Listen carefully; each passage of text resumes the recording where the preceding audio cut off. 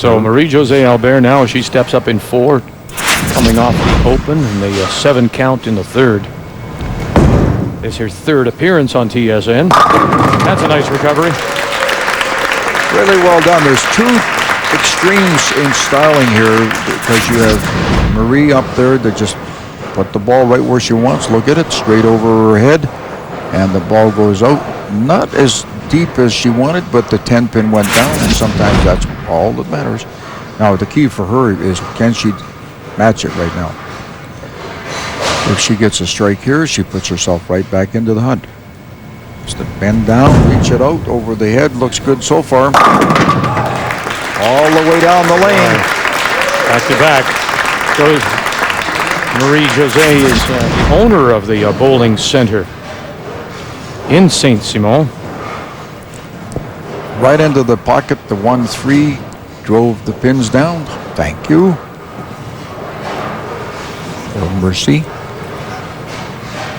She is a good competitor. Now, here's an example of concentration. Pushes the ball out, down, brings it back over the top, whips the ball a little.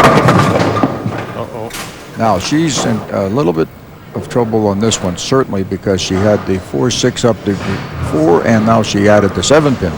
And when you saw her there, she was looking down. What was she trying to figure out and shaking her head about? Well, it's because when she got to the line, she was out of balance, and she was off her target. And as a result, here she is now. She's got the 4-7 and the 5. And now, unfortunately for her, not only did she get an open, she left up 2 pins. Now, this is where you can tell whether or not Marie has learned something here. When she gets back up, she'll have a chance to take the lead. Kerrie Ann, watch this Kerrie Ryan here. She will do it.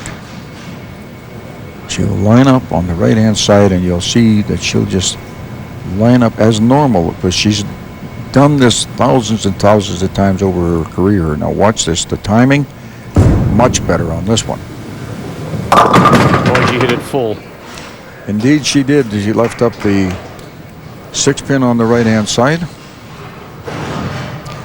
The difference is that she's been around. She won the world title, and that is an amazing accomplishment. And I've been involved with 5 of them championships all over the world, and in Iran and Bogota and everything. And this lady, when she can say, I am the world champion, boy, I'll tell you what, take pride in that.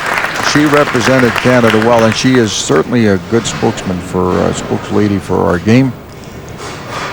So it's Marie-Josee Albert now with strikes up in 4 and 5, and as Frank says, a chance to take the lead here. She needs to keep the game, like keep into the strike pocket, or at least keep the game clean. Like don't get a split or something like that. Boy. A 10-pin gives herself a little bit of a pat. I'll tell you what, that pin, that corner pin down there is the nemesis for a lot of people because it looks like it's a long ways away. Particularly right now, she has a 8-pin lead in the game, but she does need to keep the match closer with spares and matching up with what Kerrie Ryan did. Nicely spare. So Marie-Josee Albert through 5 has an 8-pin lead, both boulders with spares up in 6. The winner will advance to play Lynn Gauthier to see who will become our first semi-finalist. It's women's 10-pin play, week 1.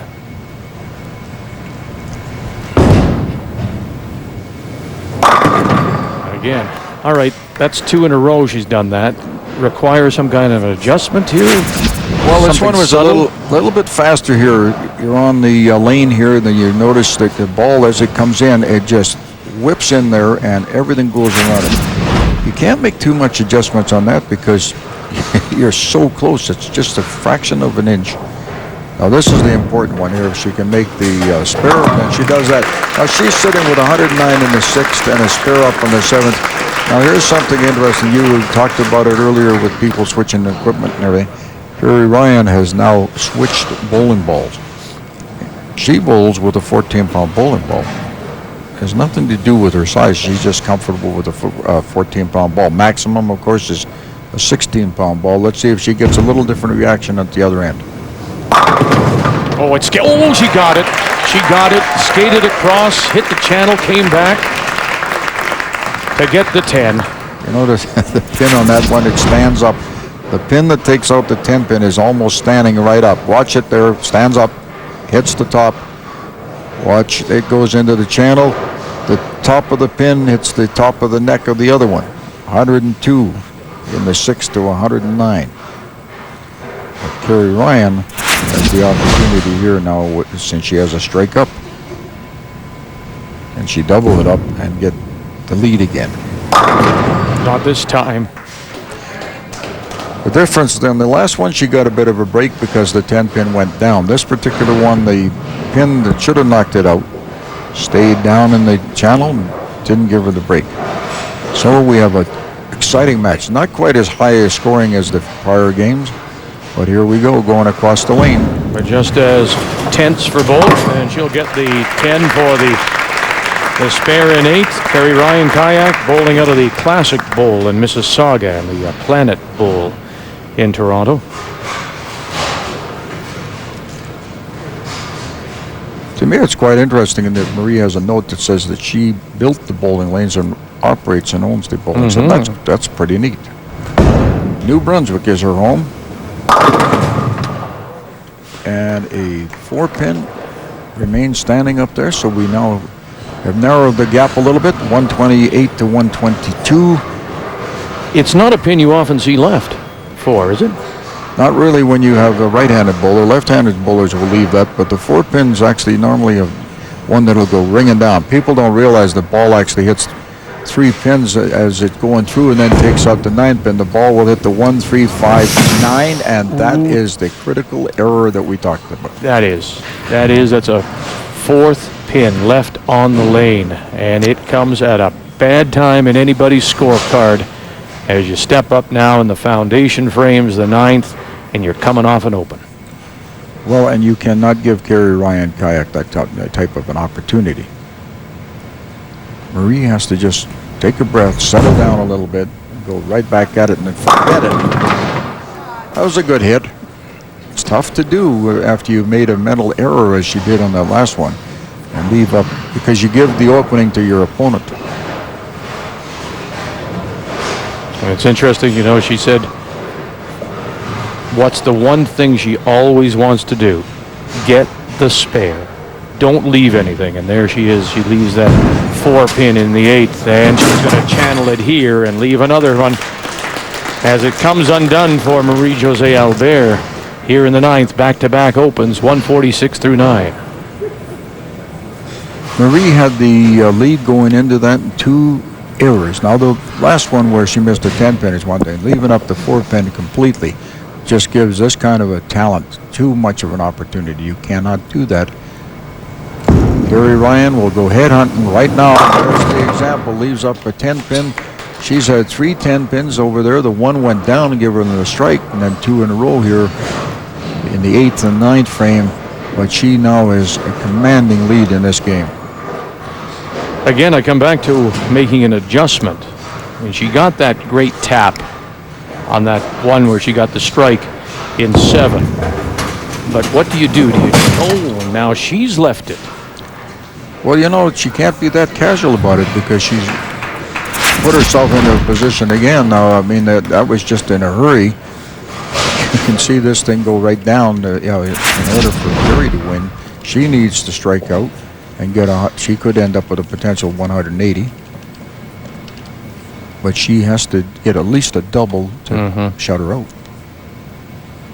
Again, a mental error. And there's no excuse for somebody of that talent to get up there and just relax in that much. But watch this, she'll just drive it in there. No, again, it's that 10, so what do you do?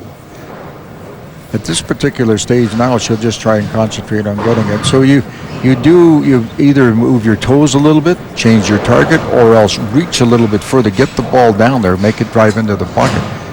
You're so close, it's just a fraction of an inch. Now this is an important, she just missed one of these, so let's see if she can forget about that. Not this time. So she'll get the spare. Now that gives her a potential here of 170.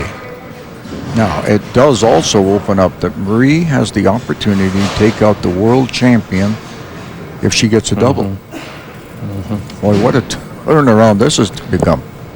And if that does happen, if you're Kerrie Ryan-Ciach, you look at that left 10 pin. Exactly, because that's the pin that could beat her. And now again, she's left up 2 more pins here. So she gives herself 168. What you see here is this opponent right now needs a double. And then she doesn't need as many pins as she normally would have. So here we are. She needs the first 2 strikes. And there's nothing that Kerrie Ryan can do here. Let's see what happens. As she needs 22. Got the pin here? No. Kerrie Ryan will advance simply again because of timing. And she's sitting there shaking her head. You talked about it when he puts her tongue out. She knows that she did not, bowl as well as she could have. However, 168 will advance. A couple of errors by the opponents. Of course, this makes no difference at this stage of the game. Marie-Josee Albert gets 156. Kerrie Ryan-Ciach leaves some crucial pins on the lane, but manages to get by Marie-Josee Albert, and so now she'll step forward and play Lynn Gauthier, a world champion against the defending champion. And that's all when we come back to Frank Sisson Silver Dollars Bowl and Casino, the Canadian Bowling Championships.